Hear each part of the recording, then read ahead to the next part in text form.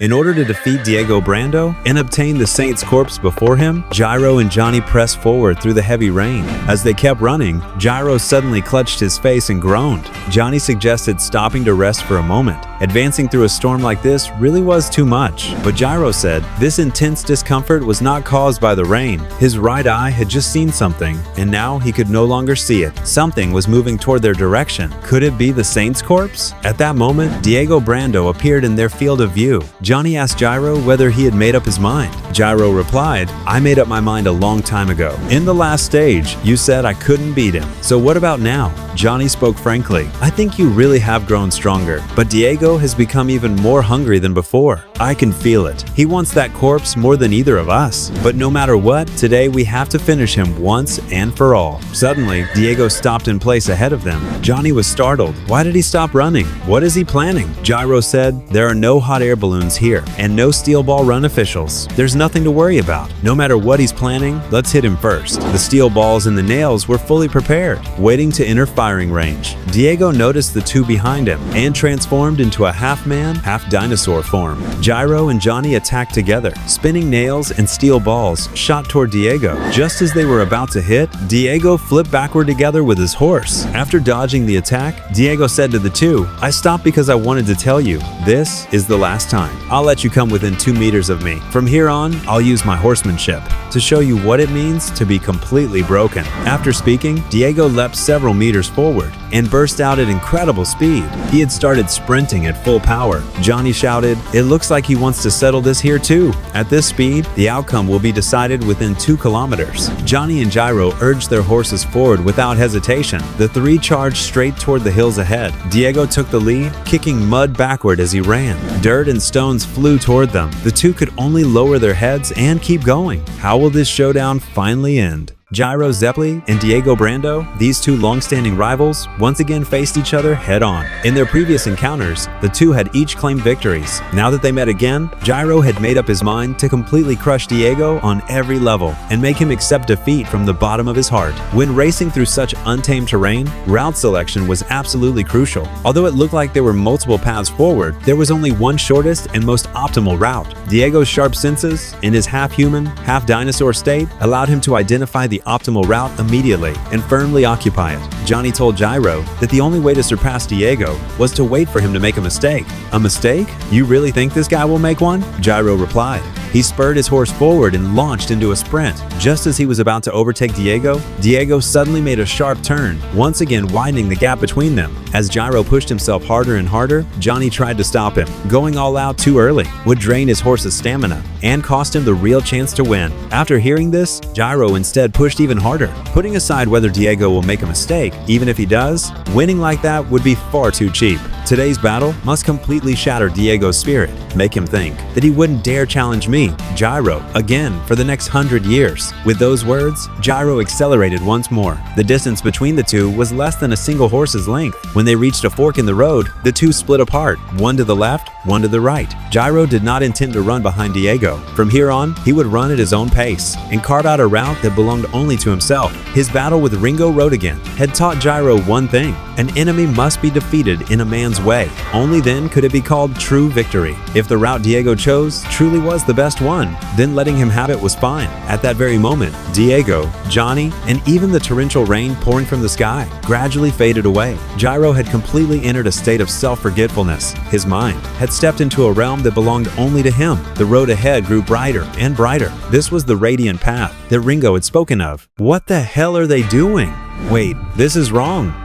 The clash between Gyro and Diego had entered a critical stage. While riding at full speed, Gyro suddenly veered off the original route. His speed also began to slow more and more. Had Gyro's horse finally reached its limit? Johnny turned back to look. Gyro was gone. How could that be? Even the sound of hoofbeats had disappeared. Diego, who was in the lead, also sensed something strange. The sound of his own horse's hooves fell off. He looked back, and the only one still chasing him was Johnny. What was this strange sound? The horse's rhythm and speed hadn't changed at all. Suddenly, Johnny noticed something odd about Diego's silhouette. As the distance gradually closed, Johnny finally saw it clearly. That was Gyro. At some point, Gyro had already closed in right behind Diego. During this entire time, Diego had made no mistakes. Gyro had been thrown far behind. So how did he manage to catch up? Diego looked left and right for quite a while. Only then did he realize that Gyro was riding right behind him. At the instant their eyes met, Gyro was also startled. Lost in his state of total focus, he had only just noticed Diego directly in front of him. Their paths had already converged into one. Johnny, riding behind them, was now completely stunned. The rhythm of Gyro's horse was perfectly synchronized with Diego's horse. That was why neither Diego nor Johnny had noticed the sound of Gyro's hoofbeats. Because the two horses were riding so close together, the clumps of dirt kicked up by Diego's horse all flew beneath Gyro's horse's belly, causing Gyro no interference at all. Unable to widen the distance, Diego grabbed his riding crop and swung it backward. But the moment he raised his hand, Gyro's horse bit down on the crop. Diego's crop and gloves were both flung away, yet Gyro's gaze never left the road ahead. Diego grew increasingly unsettled. This guy wasn't even looking at me? What kind of sight was reflected in his eyes? Johnny also grew tense. From his perspective, Gyro's strategy couldn't possibly lead to victory. Staying this close meant Diego would only become more determined to hold his line, making mistakes even less likely. But Gyro paid no attention to any of that. In his eyes, there was only that radiant road. Where Diego was didn't matter at all. The only thing he had to do was drive his horse forward, nothing else. Diego's stand ability was one of the most race-suited abilities in Steel Ball Run. Relying on the super sharp senses granted by his ability, Diego could immediately find the most efficient and least strenuous route forward, especially in complex and ever-changing outdoor terrain. Under these circumstances, he should have held an absolute advantage. But what he hadn't expected was that Gyro Zeppeli was riding tightly right behind him, and no matter how hard he tried, he couldn't shake him off. From Diego's perspective, Gyro seemed to have found purely by instinct the same optimal route that Diego himself had determined through his ability. At this point, both horses were already running at full sprint. If the outcome wasn't decided soon, both horses would collapse from exhaustion. Johnny grew increasingly uneasy. Diego, who's usually so fond of dirty tricks, hasn't made a single move. That's far too suspicious. He's definitely planning something, or maybe he's already started, and we just haven't noticed yet. Just as Johnny suspected, Diego had already launched his attack without anyone realizing. Using the ability of scary monsters, he transformed horse lice into small dinosaurs, then controlled them to leap onto Gyro's horse's head. The horse's eyes had already been bitten until they were swollen and red. Johnny observed for a long time, but still couldn't tell what Diego had done. By then, he could no longer hold back.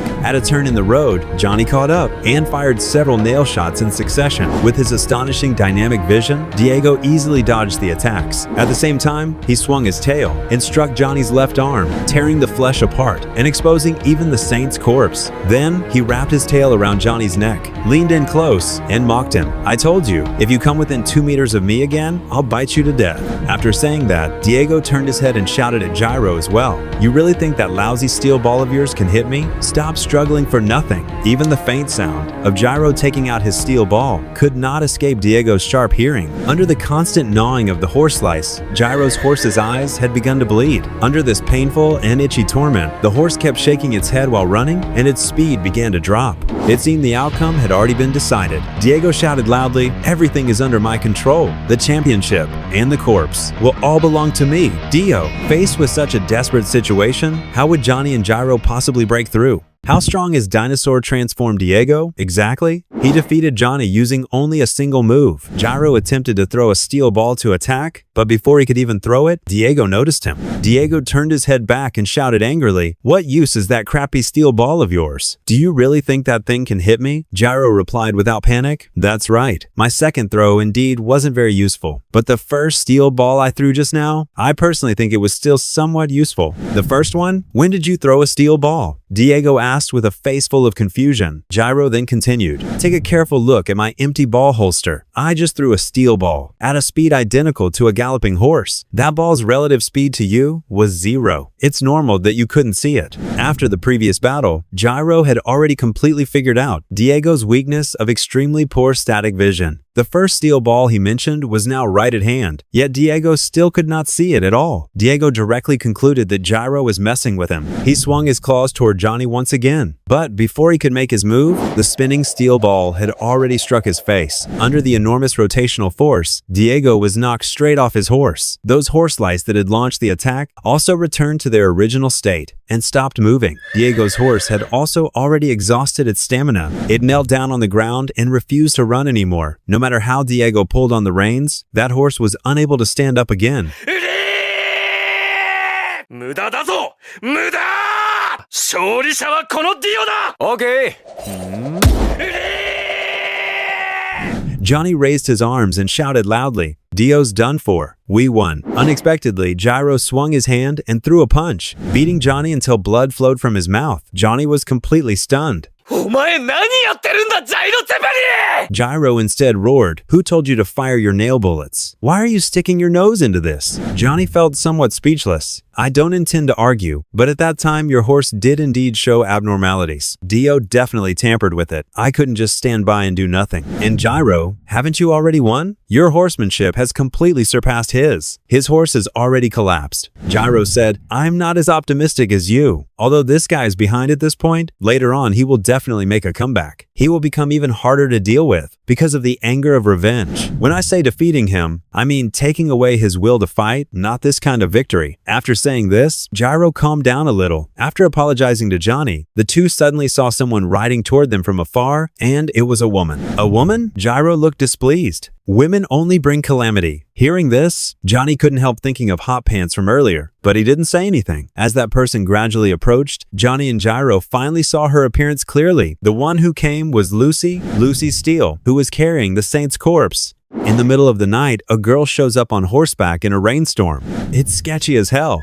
As she gets closer, Gyro finally gets a good look at her face. It's Lucy Steele, the wife of Stephen Steele. Gyro already suspected Steele was a government pawn, so he's on high alert with Lucy too. But Lucy speaks up. "Mr. Joestar, Mr. Zeppeli, I've finally found you both." Gyro pulls a face. "Wow. Acting like we're best friends now? I had zero interest in seeing you. I'm telling you, approaching us like this is a death wish." To his surprise, Lucy pleads, "Please help me. You two are the only ones I can turn to now." As she speaks, she pulls the saint's spine out of her bag. "Mountain Tim might be gone, and it's all because I stole the president's messenger pigeon. That's how things ended up like this." She knows she can't hide the truth forever. It's only a matter of time before she's found out. When that happens, the president will definitely kill her and her husband. She wants Johnny and Gyro to protect them, and in exchange, she's giving them the saint's corpse. Hearing this, Gyro gets a bad feeling. "You came from the direction of Kansas City. Are you sure no one followed you?" Lucy quickly replies, "No way. There's no way. I was..." She cuts off, suddenly noticing a scrap of flesh stuck to her arm.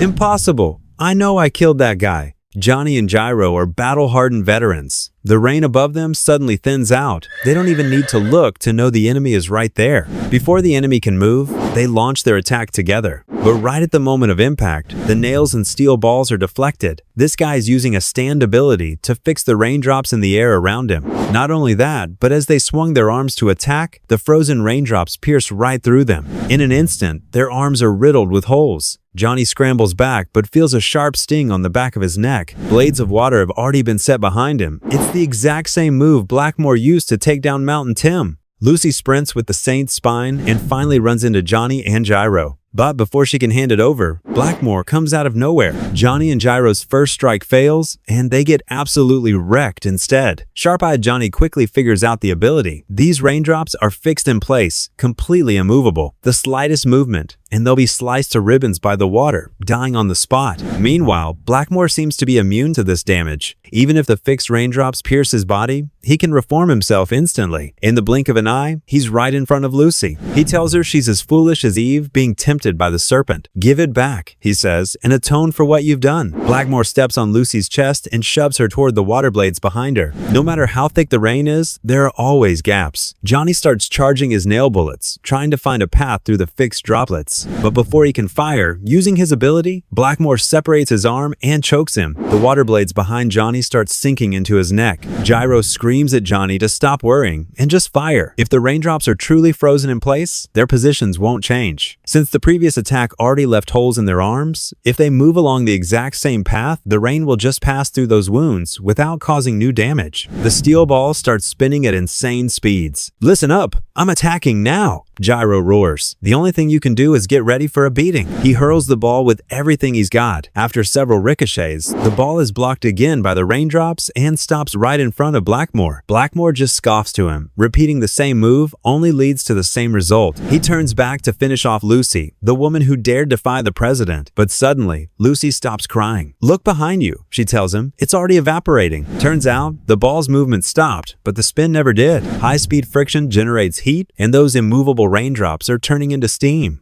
This guy actually used raindrops as a shield, but what he didn't expect was Gyro using the high-speed friction of the steel ball's rotation to generate massive heat, turning those raindrops into steam. Blackmore looks back and sees the steel ball is already inches away. There's only a single drop of water left between him and the ball, barely holding on. It's too late to dodge, so Blackmore decides to double down, trying to kill Lucy first for a desperate one-for-one exchange. Just as the water blade is about to pierce Lucy's throat, the sharp tip suddenly turns back into liquid. The steel ball breaks through the final defense and sends Blackmore flying. Blackmore's rainbow mask is shattered on the spot, and the rain frozen in midair finally starts falling back to Earth. Lucy can finally breathe a sigh of relief, but she starts sobbing again. "That guy can't be killed. Watch out, he's going to get back up." But Gyro says, no, he's not getting up. He was already dead. He took several bullets, each one a fatal wound. I have no idea how he stayed on his feet this long. With Blackmore dead, the dark clouds gradually disperse, and the long-lasting storm finally stops. Next, they just need to take the corpse to the finish line. But wait, where's the corpse? The spine in the bag has vanished. It moved on its own and merged into Johnny's body. Suddenly, Johnny feels a wave of dizziness and falls right off his horse. Where he hits the ground, a clue for the next corpse part begins to emerge. As soon as Johnny wakes up, the two of them spur their horses and head straight for the stage finish in Kansas City.